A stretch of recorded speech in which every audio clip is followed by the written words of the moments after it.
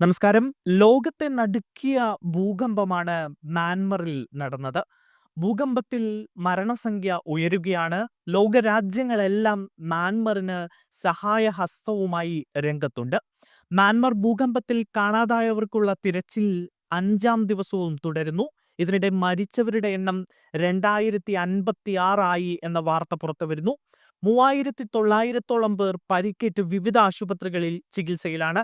270 പേരെ ഇനിയും കണ്ടെത്താനുണ്ട് എന്നാണ് ദേശീയ മാധ്യമങ്ങൾ റിപ്പോർട്ട് ചെയ്യുന്നത്. 11 നിലകളുള്ള 4 കെട്ടിടങ്ങൾ തകർന്നു വീണ സ്കൈവില്ല മേഖലയിൽ സഹായമെത്തിക്കാനുള്ള ശ്രമങ്ങൾ ഇപ്പോഴും തുടരുകയാണ്. ഇന്ത്യ ഓപ്പറേഷൻ ബ്രഹ്മ വഴി മ്യാൻമറിൽ 665 ടൺ അവശ്യ സാധനങ്ങൾ എത്തിച്ചിട്ടുണ്ട്. 200 പേരടങ്ങുന്ന ഇന്ത്യൻ സൈനിക മെഡിക്കൽ സംഘങ്ങളും മ്യാൻമറിൽ നിലയുറപ്പിച്ചിട്ടുണ്ട്. രക്ഷാപ്രവർത്തനം ഏകോപിപ്പിക്കാൻ ഇന്ത്യൻ നയതന്ത്ര പ്രതിനിധികളും മ്യാൻമറിലുണ്ട്. തായ്ലൻഡ് തലസ്ഥാനമായ ബാങ്കോക്കിൽ കെട്ടിടം തകർന്ന് മരിച്ചവരുടെ എണ്ണം 18 ആയിട്ടുണ്ട്. 78 പേർ ഇപ്പോഴും കെട്ടിടാവശിഷ്ടങ്ങൾക്കിടയിൽ കുടുങ്ങിക്കിടക്കുകയാണ് എന്നും റിപ്പോർട്ടുകൾ സൂചിപ്പിക്കുന്നു.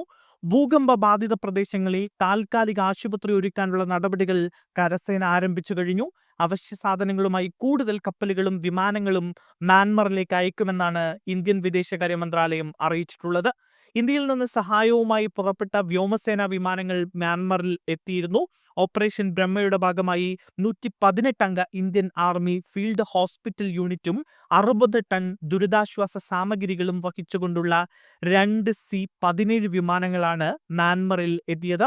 വനിതകൾക്കും ശിശുക്കൾക്കുമായുള്ള സംരക്ഷണ സേവനങ്ങളും യൂണിറ്റിൽ ഉൾപ്പെടുന്നുവെന്നാണ് വിദേശകാര്യ മന്ത്രാലയ വക്താവ് രൺദീപ് ജയ്സ്വാൾ പറയുന്നത്. ദേശീയ ദുരന്ത നിവാരണ സേനയിലെ 38 ഉദ്യോഗസ്ഥരും 10 ടൺ ദുരിതാശ്വാസ സാമഗ്രികളും ഉൾക്കൊള്ളുന്ന രണ്ടാമത്തെ C-130 വിമാനവും എത്തിയിട്ടുണ്ട്.